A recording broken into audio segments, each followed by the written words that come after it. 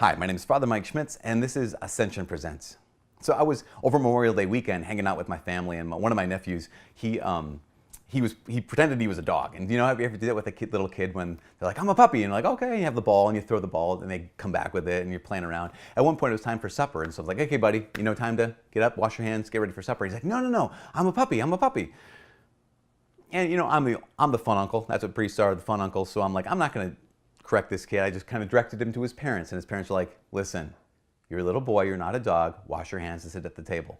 And I thought, all right, that's good. That's good parenting right there. Where, you know, here's the kid, maybe he really thinks he's a dog, but the reality is you're not a dog. And I was thinking about this and thinking about that love that my nephew's parents have for him when it comes to this big thing on the news, of course, which is Bruce Jenner, or anyone else who experiences the sense of being transgendered, the idea that I have Bruce Jenner's case, I have a man's body, but I'm not really a man. I've always felt like a woman. You know, people will say, are you very judgmental? Here's what I'm saying. That I have no judgment on this thing. I just have an assessment. I'm not saying that Bruce Jenner is evil. I just think that perception of him saying I'm actually a woman, I just think that assessment or that perception is off. I think it's inaccurate. And here's what I mean. I mean, just leave and ask the question. Okay, those of you who are men who are watching this, those of you who are women who are watching this, women, what does it feel like to be a woman? Guys, what does it feel like to be a man? Flip it around and say, men, do you have any idea what it feels like to be a woman? And women, do you have any idea what it feels like to be a man? No, the reality is, of course, we don't. We have no idea what it feels like to be a member of the opposite sex. All we have, this is crazy, all we have is gender stereotypes. Here's what I mean. There are stories about, you know, here's the young boy and his parents say, well, you know, we're treating him like a girl. He really is a girl because he identifies as a girl. Why? Well, you know, ever since he was little, we didn't have to tell him. He liked dolls more than he liked trucks. He liked dresses more than he liked jeans. He liked pink more than he liked blue. And you think of that, wait a second, that's how you know that your little boy is actually a girl? Because he just happens to like things that are traditionally associated with girls? It's just something that's arbitrary. Skirts, that women wear skirts, is arbitrary. That women play with dolls or over trucks is arbitrary. In fact, I think about this. One of my older sisters, growing up, she was what you would call back in the day, since I'm an old man, what they call back in the day, they called her a tomboy. Why? Because she loved hunting, she loved fishing, she was incredible at sports. The field, she's in medicine right now, she's a doctor. The field that she's in right now is a field traditionally associated, dominated by men. Her husband is a stay-at-home dad. Now, she is hard charging, she does a lot of, she's really smart, she takes the bull by the horns, all these kinds of things. Things that are masculine traits. Now, wait, is she a man? No. Why? Because she's a woman. She's the mom of her kids. My brother-in-law, he's patient, he's kind, he's gentle with his kids, stay-at-home dad. Traditionally, things associated with women.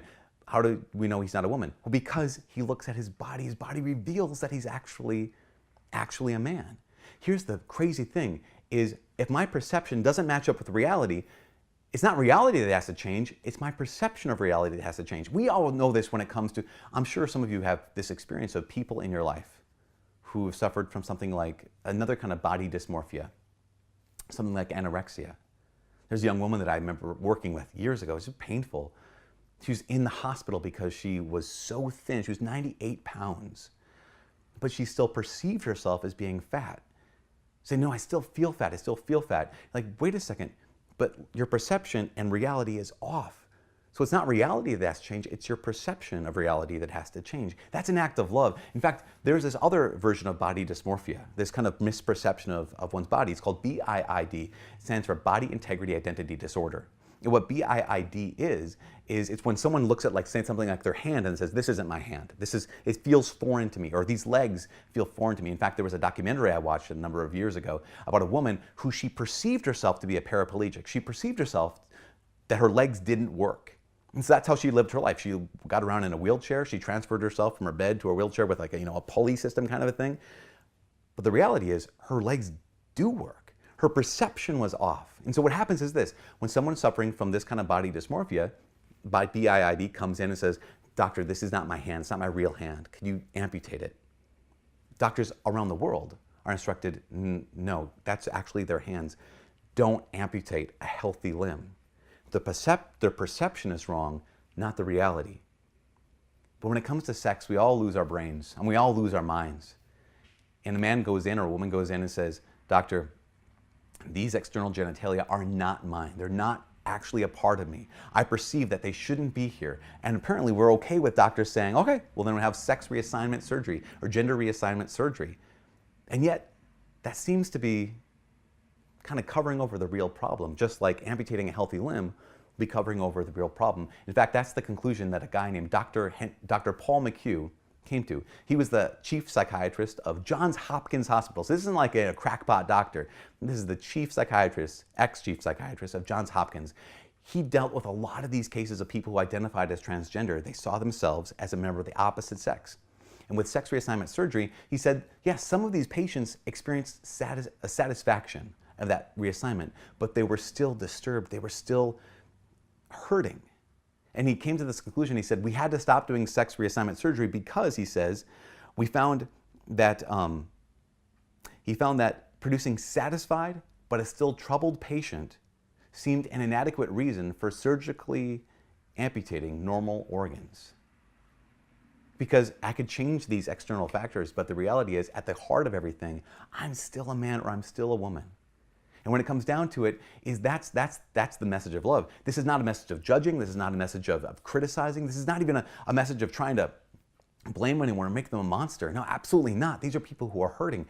Anyone, the people in my life who have been hurting from anorexia or any kind of body dysmorphia, or even this kind of sense of identifying with members of the opposite gender, all of that comes down to someone who's hurting.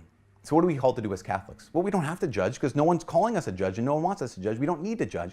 What we're called to do is called to walk with people.